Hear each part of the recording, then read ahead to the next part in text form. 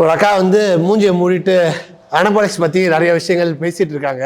சொன்ன விஷயம் வந்து கிளியராகவும் இல்லை, பட் அவங்களுக்கே அது புரிஞ்சுன்னு பேசுனாங்களா இல்லை அது எதனால் அது பேசுனாங்கன்னு தெரில. ஸோ இப்போ அனபாலிக் ஓவர் டோஸ்ன்னு பற்றி ஒன்று பேசுனாங்க. இப்போ நம்ம பிசிடி பண்ணாமல் போயிட்டோம் அப்படின்னா, நம்ம வந்து பிசிடி பண்ணாமல் அடுத்த சைக்கிள் திருப்பி போனோம் அப்படின்னா டெஸ்டோஸ்டெரான் லெவல்ஸ் வந்து ரொம்ப இன்க்ரீஸ் ஆகிடும். அதனால நம்மளுக்கு சைட் எஃபெக்ட்ஸ் வரும், அனபாலிக் ஓவர் டோஸ் அப்படின்னு சொல்லி பேசியிருந்தாங்க.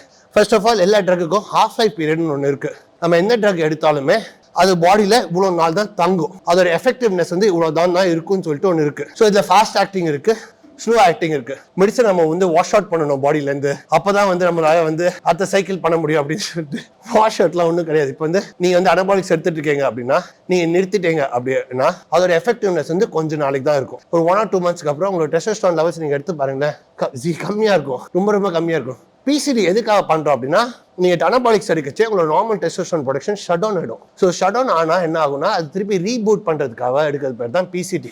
அண்ட் பிசிடி பண்ணுமா பண்ண வேணாங்கிறதுக்கே நிறைய வந்து கான்ஃப்ளிக்ஸ் இருக்கு. எனக்கு கேட்டிங்கன்னா சில நேரம் நான் பிசிடி பண்ணவே மாட்டேன், நான் பிளாஸ்ட் அண்ட் க்ரூஸ்னு ஒரு ஆப்ஷன் ஒன்று யூஸ் பண்ணுவேன். ஸோ எல்லாருக்கும் எல்லா நேரத்துலையும் பிசிடி தேவையானா கிடையவே கிடையாது.